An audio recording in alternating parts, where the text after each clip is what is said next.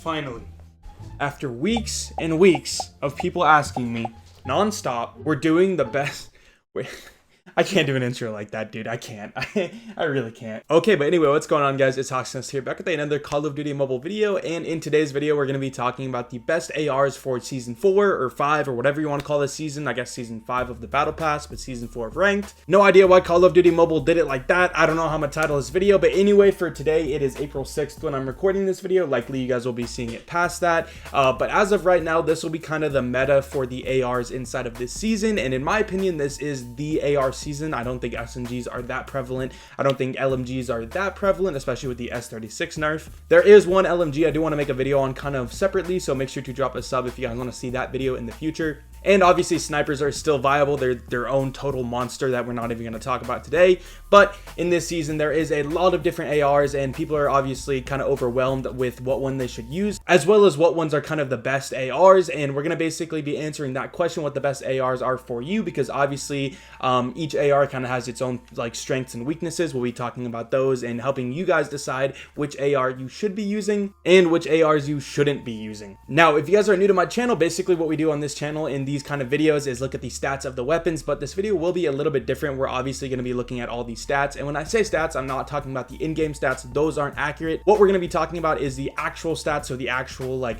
not the stats that are shown when you like press the gun, but the stats that actually happen inside of the game. So like when you reload a gun, how long does it take to reload that gun? When you shoot someone, how much damage are you going to do? When you actually like shoot the gun, how fast is it going to shoot? Stuff like that. We're going to be taking all of this information, all of the most important stats, and combining that into a summary of the weapon and how you should be using it as well. So while this video is kind of like a what's the best gun, it is also a guide type video where I'm going to be giving you guys tips and tricks for the different ARs so that you guys can use them the best way possible. But again, I'm going to be structuring this video a little bit different. We'll be giving you guys all the stats on the weapons, but we're going to be doing that kind of quick. Typically, the whole video would be stats, but in this video, I want it to be half of stats and the other half basically answering what kind of AR it is and what the pros and cons are of it, and then comparing it to other ARs so you guys can decide the best ones. And then at the very end, I'll basically be listing my favorite ones. Even though it's really hard to like list what the best ones are, I will be doing it at the end because I know a lot of people are going to be curious on what my opinions are. So if you guys are curious which parts of the video are which, I will be having the timestamps on the screen right now so you guys can actually go to that. I do recommend watching the video all the way through if you want to come out with the most knowledge possible,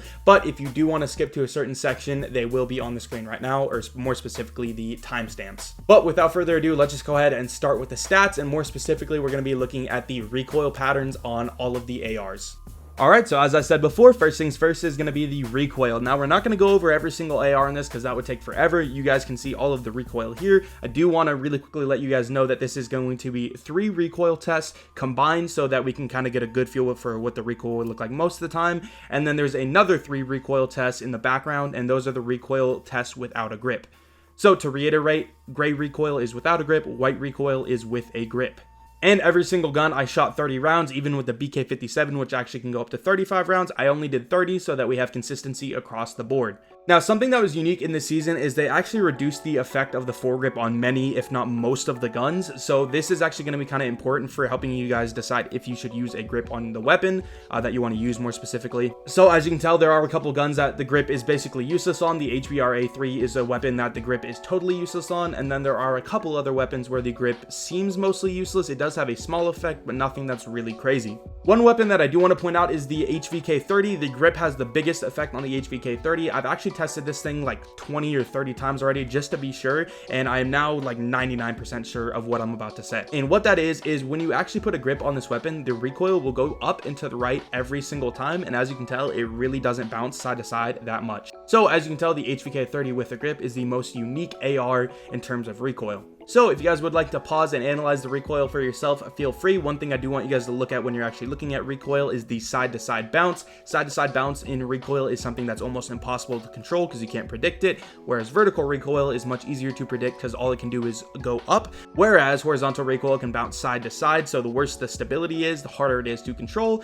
So as you can tell, like the HBR-A3, it goes really, really high, but it's actually the easiest recoil to control because it doesn't go to side like at all. And some of the hardest guns to control are guns like like the Type 25, where as you can see, it bounces side to side a lot. BK57 isn't as bad as it really looks here. The BK57 is definitely controllable, but it does tend to go kind of far to the side. But what it doesn't do is it doesn't go side to side to side often. It'll kind of go to one side and then maybe it'll go over to the other side every once in a while, whereas guns like the Type 25 bounce side to side kind of all over the place. And you can tell the ICR is like that as well, but it doesn't have a lot of vertical recoil. So the final thing I want to touch on with recoils before we move on to the next section is the M16. The M16 is a burst weapon if you weren't aware, which means that when you shoot the gun, it'll shoot 3 rounds and then it'll take a small pause and then it'll shoot 3 rounds again and again and again. So that's why the recoil is so low. It's because after those first 3 shots, the recoil actually resets back to the bottom and then it'll shoot 3 shots again and again and again. But the rest of the ARs are fully automatic, meaning they will shoot bullets at a certain rounds per minute, which is the fire rate of the weapon, and that's actually going to be the next thing that we talk about. So in terms of the fire rate, you can see all the fire rates on your screen right now. The fastest is the Type 25 and the slowest is the Man of War. I put M16 at burst. I didn't want to really talk about the RPM on it, and again, RPM is rounds per minute, so how many rounds you could shoot in a minute if you didn't have to reload.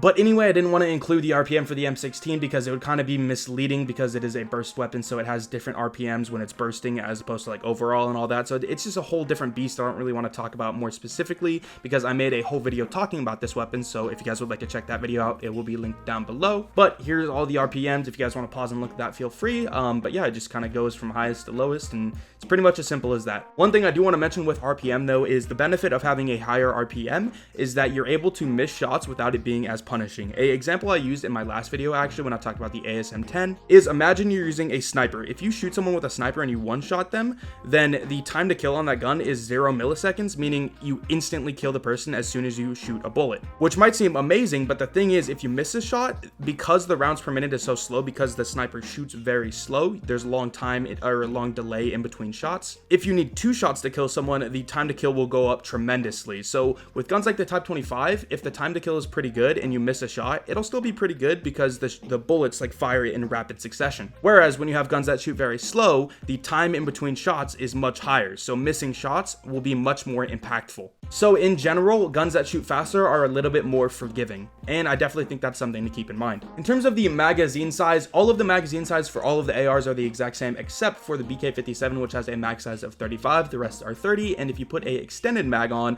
all of these guns will get plus 8 rounds with a extended mag, which means the BK57 will go up to 43 and the rest of the guns will go up to 38. This is pretty standard information, so let's go ahead and move on to the reload speed now. In terms of the reload speed, you guys can see all of the times here. These are times in seconds. So as you can tell, the ICR is the fastest with 1.6 seconds. The slowest is the HVK30 with 2.5 seconds, which is ridiculously slow. And with the fast mag, you can see the times there. The ICR reloads actually extremely fast. Honestly, if you just like pick up an ICR and put a fast mag on it, it's just fun to reload. I'm not gonna lie. The weapon isn't great. I'm gonna get that out there right now, but reloading with this thing, the animation is cool and it does it super fast. So it's just kind of fun to reload with this gun, which I just wanted to point out. So the thing about the reload speeds here is the lower on the list you go, so like the slower the reload, the more necessary it is that one of your attachments is actually a fast mag. So guns like the Man of War, ASM-10, and HVK30, depending on how you play, should definitely have a fast mag attachment. Whereas guns that reload a lot faster won't need this as much, and guns that shoot faster also typically need a extended mag, so I would definitely recommend a extended mag on the guns that shoot super fast. That's kind of how I decide between a extended mag or a fast mag.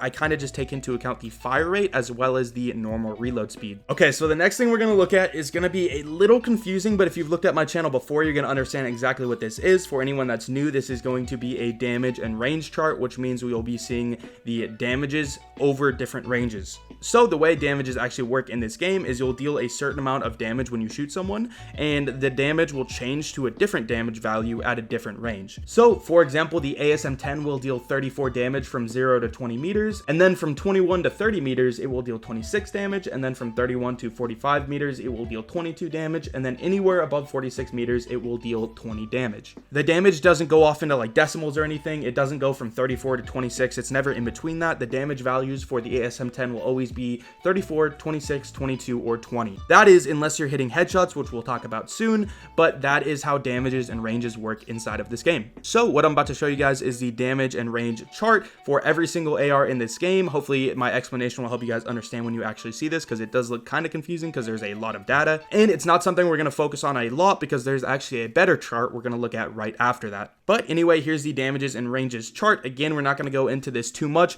I do want to really quickly explain shots to kill. kill. Basically what that means is how many shots does it take at a certain range to kill someone. So let's use the ASM-10 for example once again. So from 0 to 20 meters, it deals 34 damage, and what this means is that it is a 3-shot kill. And it is a 3-shot kill because a player's HP is 100 HP, and the ASM-10 will deal 34 damage. So if you multiply 34 3 times, you're gonna get 102 damage, which is enough to actually kill someone. So the reason this is important to know is because damages like 33 is actually a 4-shot kill. Even though it's 1 damage less, 33 times 3 will be 99 damage, which means that if you shoot someone that's full HP, they'll be left with 1 HP. And this is actually the case for the AK-47, so knowing these kind of damages are very important. So let me really quickly break down shots to kill. 100 damage or more will be a 1-shot, 50 damage or more will be a 2-shot, 33.3 damage or more will be a 3-shot, 25 damage or more will be a 4-shot, 20 damage or more will be a 5-shot, 16.6 damage or more will be a 6-shot, 14.28 damage or more will be a 7-shot, and 12.5 damage or more will be a 8-shot. So weapons like this often actually benefit a lot from hitting headshots because oftentimes you only need that 1 headshot to bump it up to the next amount of shots to kill. So that's something that's really important to keep in mind when we go to the next part, which is the body multipliers. Okay, so now what you're looking at is the AR multipliers for all the different guns. Basically what this is going to be showing you is how much damage you deal to a certain part of the body. So for most ARs, you will deal the exact same amount of damage to the entire body. The only different part will be the head. So if you guys are curious about the multipliers, the HBR, A3, the Man of War, and the Type 25 have a body multiplier of 1, which makes sense, it's just normal damage, and a headshot multiplier of 1.1. Most of the other ARs, which you guys can see listed here, have a 1.2 headshot multiplier, and the body is the same. The HVK-30 has a 1.3 headshot multiplier, so it's the only AR like this. And then the M16, which is the burst assault rifle, is the most unique AR with a 1.2 arm multiplier, a 1 leg multiplier, and stomach as well. You include the stomach in that. And then the chest and the head have a 1.4 times multipliers. So those are the body multipliers if you guys were curious for these weapons. So again, sometimes headshots won't be that important. Sometimes they'll be important. It depends on the headshot multiplier as well as what the damages look like and if they're close to being able to go to the next amount of shots to kill. Okay, and so now the last thing we're going to look at before I go over to time to kill, and time to kill is basically the most important stat when looking at how good a gun is, in my opinion. We're going to go ahead and look at the mobility information. So now what you're looking at is the sprint speed and the ADS speed. Now when I say ADS speed, I don't mean how long does it take to actually aim down your gun or whatever. What I mean is how fast will you move when you're ADS. So if you're aiming at someone and you start moving side to side or forward or whatever you're doing, this is how fast you'll be moving. Now this is important because strafing is a very important thing to do, and strafing is when you're actually shooting someone, you move side to side, and this just makes it so you're harder to hit. But anyway, strafing is a very important movement mechanic, and the faster you can do it, the harder you are to hit. So this is something to keep in mind if you want to be using ARs at mid to long range. So you guys can see all of the speeds on your screen right now from highest at the top to lowest at the bottom, and this is in meters per second if you guys were curious. If you guys are wondering how long a range is in the game, you can actually ping a location and you'll be able to see what the range is. But I do want to point out one thing really quickly before I move on with this. In terms of the speed, most of the sprint speeds and ADS speeds actually line up. So what I mean by that is, as you can tell, the Type 25 is at the top, then it goes the M4, ICR, HVK, LK, HBR. It goes together basically. But the ASM-10 is actually a little bit unique, and that is because it received a nerf a day or two ago. I actually didn't include this in the video because I hadn't found it out yet, but the ASM-10 did get a mobility nerf. So as you can tell now, it is tied for the slowest gun with sprint speed, and it is by far the slowest gun when you're ADSing and moving around and strafing and all that. And when I say by far the slowest, I really do mean it is by far the slowest. The ADS speed on the ASM-10 is brutally slow, so I highly recommend using a stock attachment on this gun to bump up that ADS speed, or using the Skulker perk, because the Skulker perk will actually increase your walking speed, and when you're ADS you are walking. Alright, so that is all the stats before we actually go into time to kills. Some stats I did actually leave out, but I might mention here and there at the end of the video is the hipfire spread, the ADS times, and what I mean by that is how fast the gun ADS is. I left this out because they're mostly the same across most ARs. The difference is very small, and because I haven't found the best way to measure it because it is such a small number, it's hard to see exactly what it is, so I don't want to include that unless I'm giving you guys accurate information. And finally, I'm leaving out some of the attachment info because I'm doing videos on attachments totally separately, so certain attachments I won't be touching, like the stock,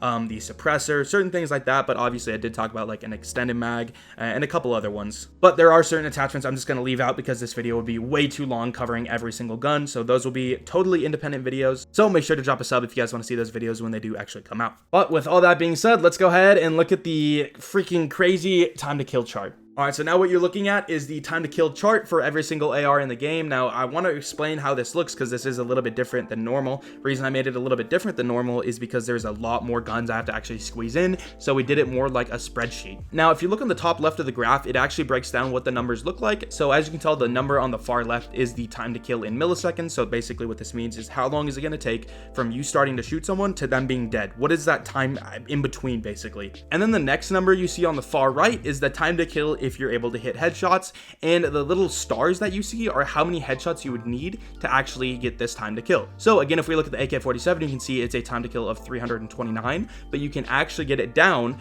to 219 milliseconds, and that is if you're able to hit one headshot, because there's one little star. Now, when I say hit one headshot, I don't mean you just headshot someone once and they're dead. I mean that you'll need one headshot, and the rest of the shots could be anywhere. It could be on the body, the head, whatever it is, but you need bare minimum one headshot to get this time to kill. So again, with this AK-47 example, if you shoot someone in the body twice and the head once, it'll be a 219 millisecond time to kill. So when you're looking at this chart, if you see a lot of stars, that means you need a lot of headshots, and typically it won't matter because it's going to be really difficult to hit like 5 headshots. But if you see a time to kill with like 1 or 2 stars, that means that you're going to be able to actually probably get this time to kill sometimes, because it's not that difficult to hit 1 or 2 headshots. And there is a couple times that 2 numbers will pop up. So if you look at the HVK 30, the max range, which is in red, as you can tell, there is 422 and 338. That is because you could actually reduce the time to kill down to 422 milliseconds with 1 headshot, or if you're somehow able to hit 5 headshots, you could get it down to 338 milliseconds. Same thing goes with the M16. The M16 we won't be talking about. It's not really headshots and stuff. I already showed you guys the multipliers, so you guys kind of know how it works. I did a whole video on that. We're not going to be talking about it that much in this video because it's so unique, and I can't really do that. But yeah, so you guys can see all the time to kills here across all the ranges. You guys can see the ranges on your screen. I normally show the time to kills with a reference of how it looks in game on the background. So normally I'll show you guys what it looks like on Crossfire. So really quickly, I'll flash up what this looks like compared to Crossfire. So if you guys want to see the different distances, I'll go ahead and show that to you if you guys want to pause and take a peek. But again, we're not including that because there's way too much here already. And one thing I actually added to this that's a little bit different is I actually broke down what the fastest ARs are at all of the ranges compared. Now, I left out the M16 on this just because the M16, again, really unique. But if you do look at the bottom, you can see the fastest if you're able to hit body shots. So as you can tell, the ASM-10 and the Man of War are the fastest up until 18 meters. And then the ASM-10 is the fastest 1920. Then the KN-44, AK-117, AK-47, Man of War, Type 25. You guys can see all those. And then if you're actually able to hit headshots, you can see at the bottom what the fastest are. So as you can tell, if you're actually able to hit 1 headshot with the AK-47, it will kill faster than every single AR up to about 29 meters. Except, obviously, again, the M16. But then you can tell it's the HVK, BK-57, KN-44, AK-117. Now, all of this combines to a lot of info. Now, you might have already developed some opinions based on this, but I kind of want to share with you guys basically each gun's individual traits, pros and cons, and this won't be that long. Honestly, I typed up a little, like 1 or 2 sentences for each gun that basically explain the like when you should use it, when you shouldn't use it. And so we're going to go ahead and get into that section now, and then right after that, we're going to get into just rating the guns straight up, making a list. Here's number 1, here's number 2, here's number 3, etc. So now let's just go ahead and go to the explanation side of things. Okay, so we're currently at 18 minutes and 6 seconds, or probably 16 seconds with the intro. So this video has been too long, so what we're going to do is separate it into a part 2. So obviously, if you guys got it to this point, part 1 was all of the stats and stuff. I've already recorded everything else, and that's probably going to be about a 15-minute video where I basically just go over each gun and how to use it and whether or not you should use it. All of that stuff that will be in part 2, which will be coming within the next 24 hours, potentially even a couple hours. I don't really know for sure. I just got to decide what the best business move is, like when should I post it. Again, it won't be more than 24 hours guaranteed. It'll probably be closer to like 5 or 6 hours, to be honest. So make sure to drop a like if you did enjoy this video. Make sure to drop a sub if you want to see part 2 and any future content as well. I'm going to try to do stuff like this every time any new like gun changes come. Obviously, there was a ton of changes, so I did all of the ARs in this scenario, which took me a long time. But if obviously like next season they only change up like 1 or 2 ARs, I would just update those and we'd be good to go. But this video has been too long, so make sure to drop a like and a sub, and I'll see you guys later. Peace.